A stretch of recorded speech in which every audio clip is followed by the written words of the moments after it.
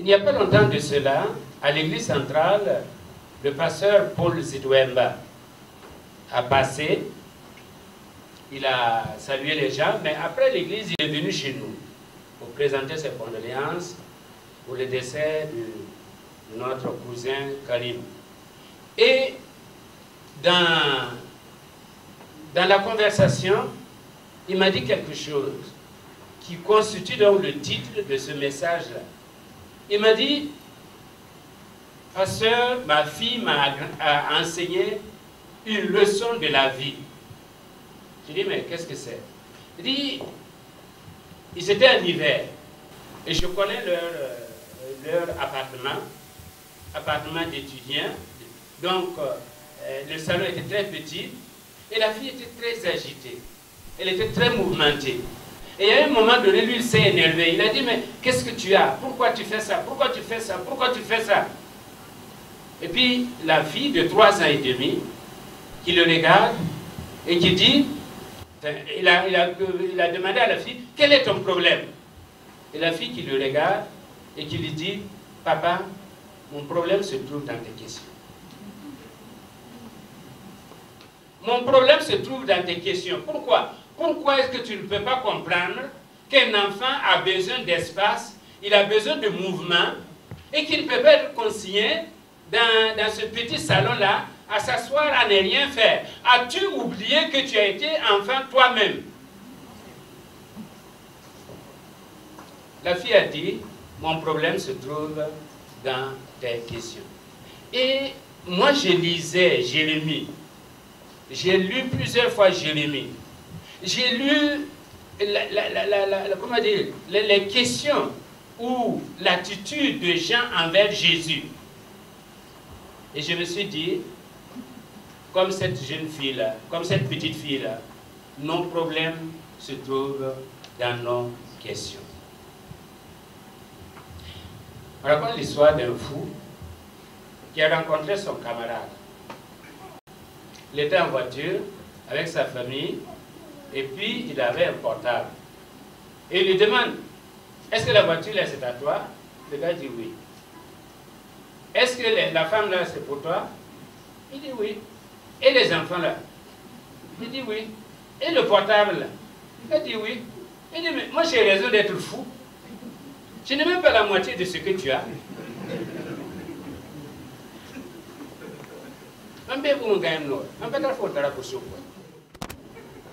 Pourquoi?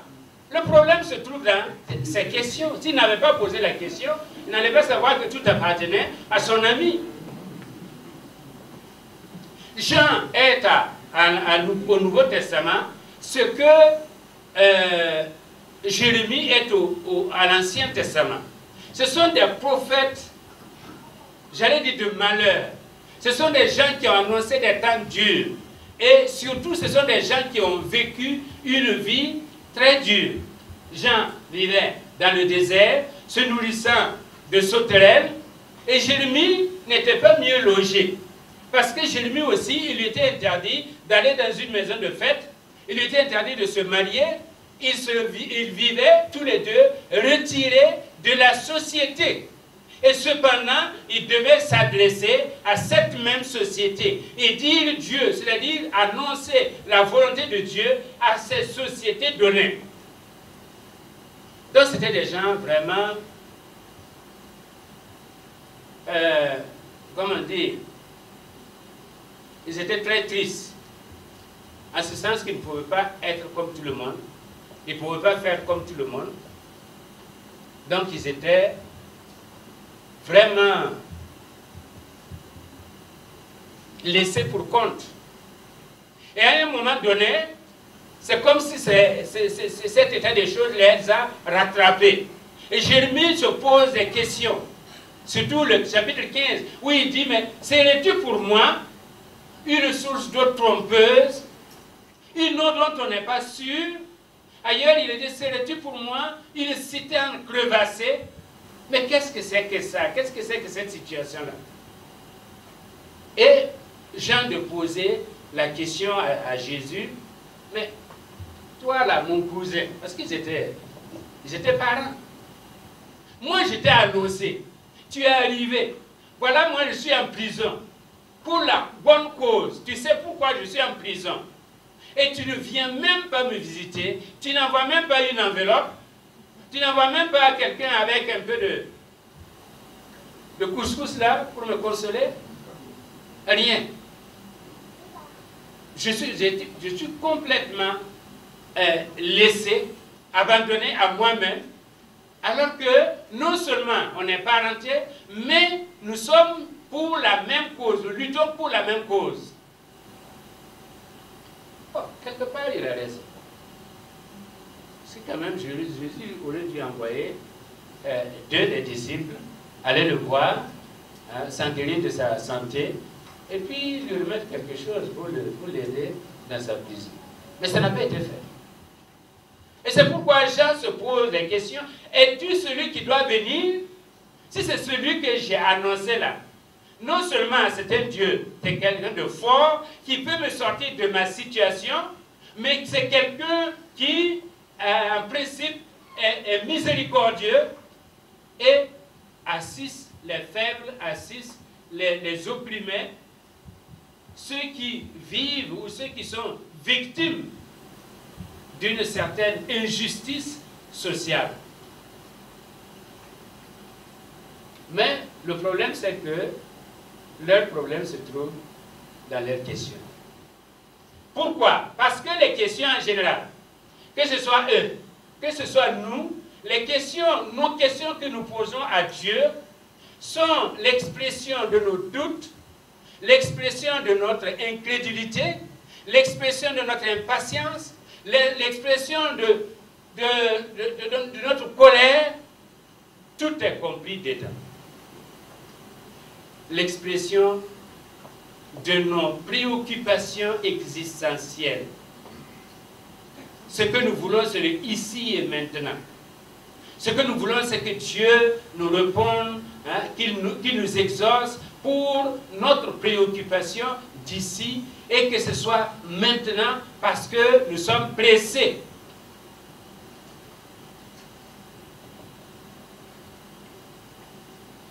Es-tu celui qui doit venir? Et les réponses de Dieu, que ce soit pour Jean, que ce soit pour Jérémie, il y a de la place devant.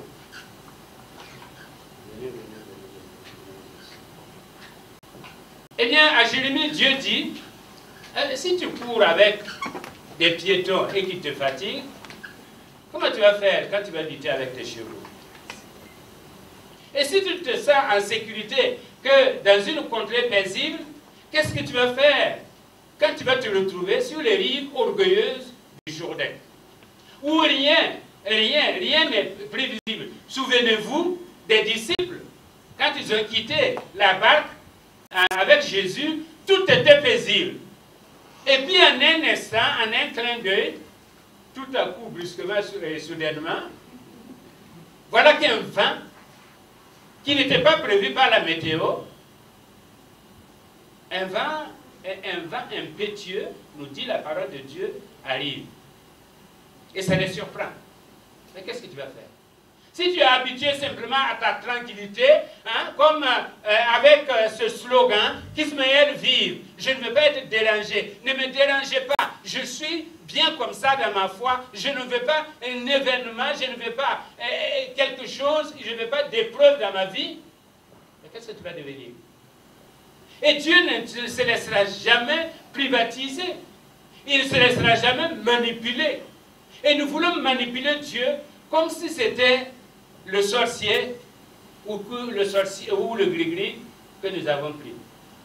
Nous voulons manipuler Dieu. Parce que nous voulons qu'il réponde à nos besoins immédiats.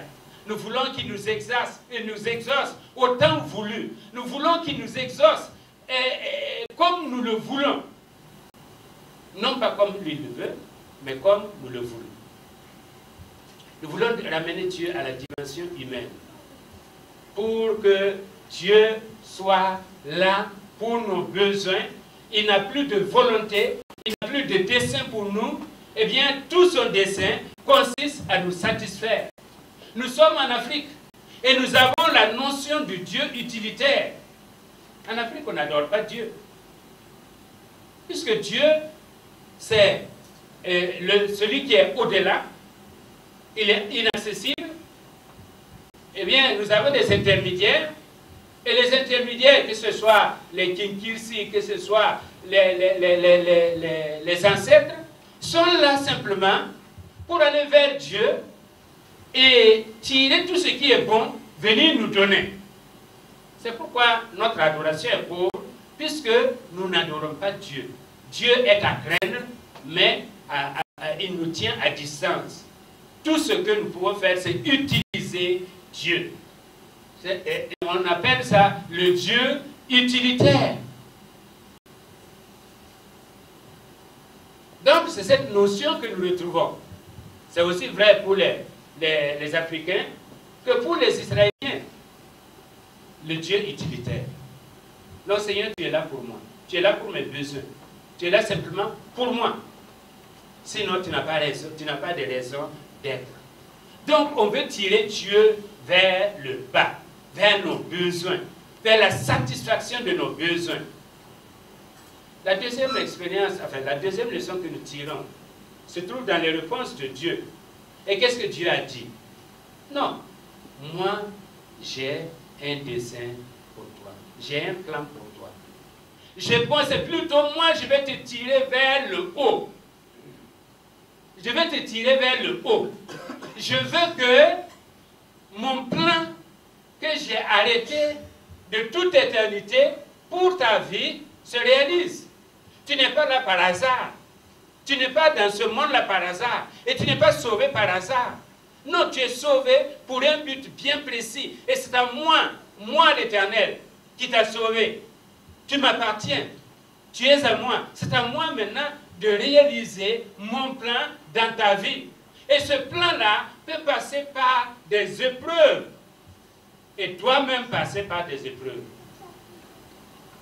Ce plan-là ne se réalise pas dans une prairie paisible. Non. Ce plan-là ne se réalise pas dans une prison dorée. Parce que maintenant, il y a des prisons dorées.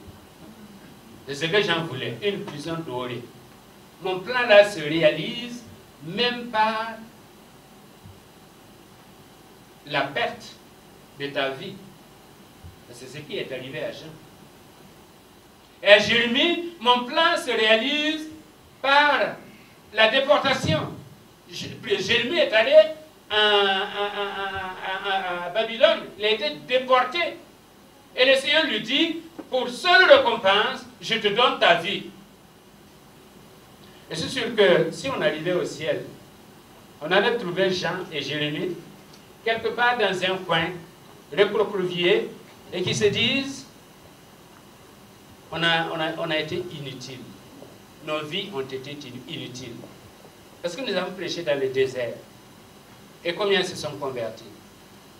Mais l'histoire a retenu que Jean et Jérémie nous servent de témoignage, nous servent d'exemple pour leur consécration, pour leur foi, pour leur attachement, pour leur détachement, pour leur désintéressement à l'œuvre de Dieu.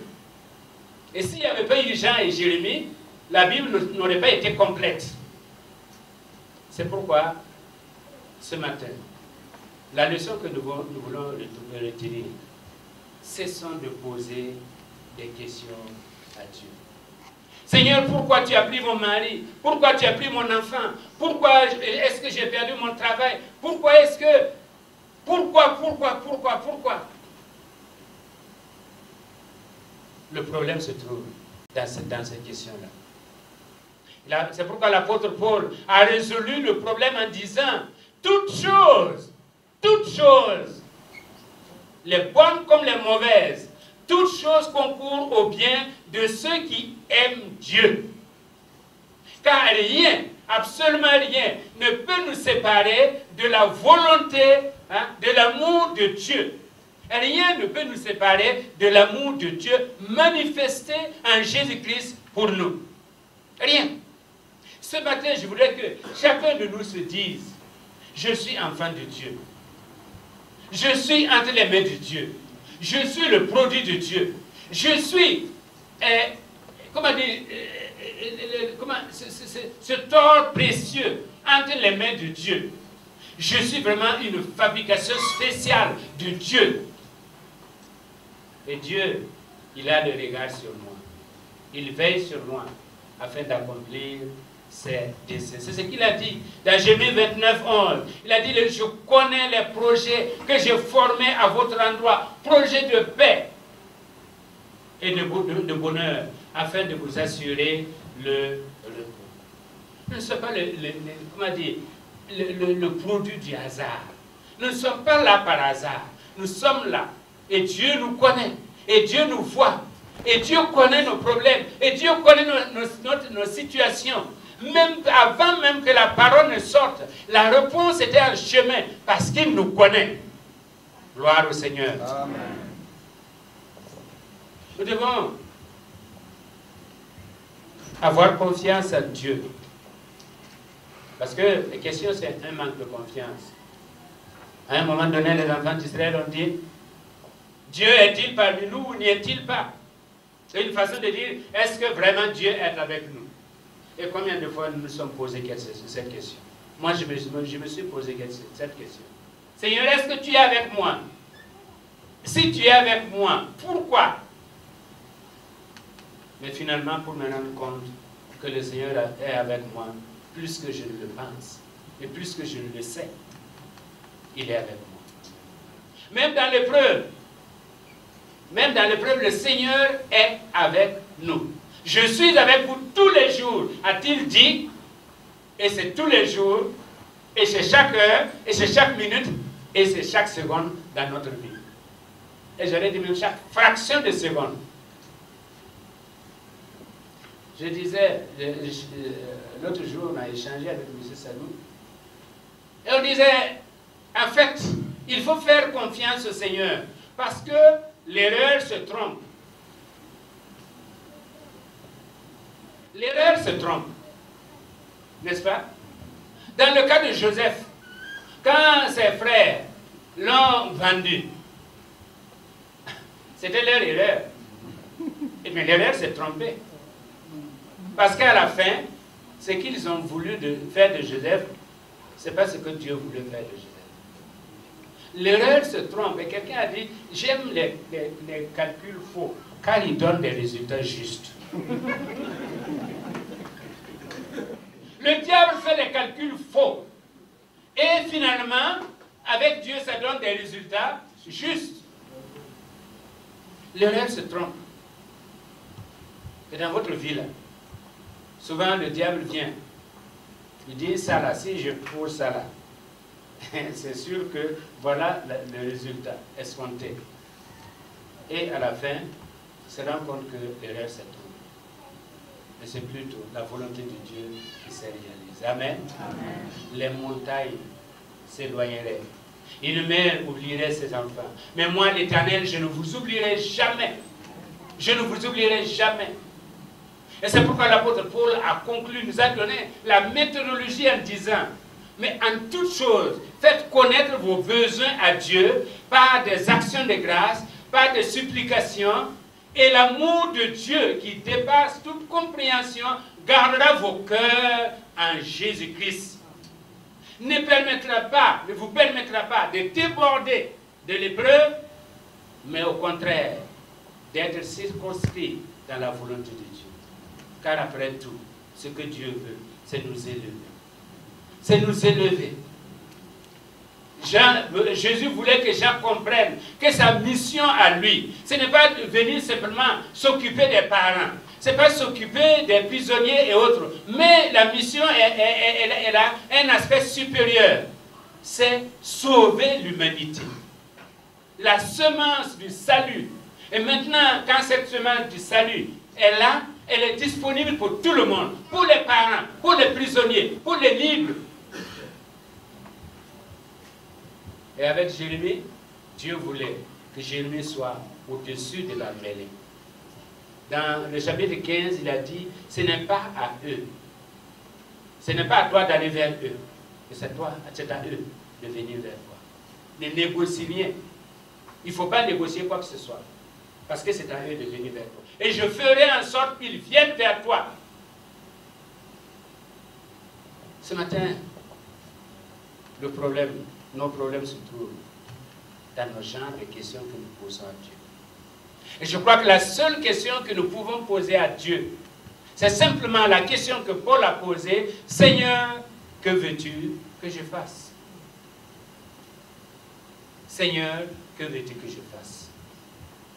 Et il nous sera dit, va à Damas, on te dira ce que tu dois faire. Seigneur, que veux-tu que je fasse? Parce que là, c'est une vie soumise.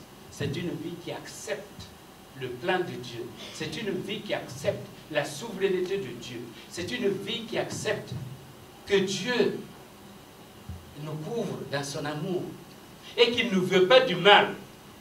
Au contraire, tout ce qu'il fait, c'est pour sa gloire et pour notre bien. Je racontais cette histoire il n'y a pas longtemps de cela. Je la raconte pour terminer. C'est une carte postale, mais c'est sous forme de prière. Et il y a deux personnes qui marchent sur le sable et qui laissent donc des empreintes. Et c'est une prière parce que la personne dit, au début, nous étions deux, toi et moi, Seigneur. On marchait et je voyais nos 4 pas. Mais à un moment donné, tu m'as laissé et j'étais seul. Je marchais seul. Et le Seigneur qui lui répond en disant, quand tu as vu les pas d'une seule personne, eh bien, comprends que ce n'est plus toi, c'était moi. Toi, tu étais tellement fatigué que tu ne pouvais plus marcher. Et moi, je te portais dans mes bras. Gloire au Seigneur. Et les pas que tu vois, ce sont mes pas. Je ne t'abandonnerai pas. Je ne te délaisserai point. Dit le Seigneur. Quel que soit ton problème, quelle que soit ta difficulté, quelle que soit ta montagne, dis-toi que le Seigneur est avec toi. Le Seigneur est avec toi. Il ne t'abandonnera pas. Il ne te délaissera point. S'il le fait, il n'est plus Seigneur. Et il ne le fera pas. Que son nom soit glorifié.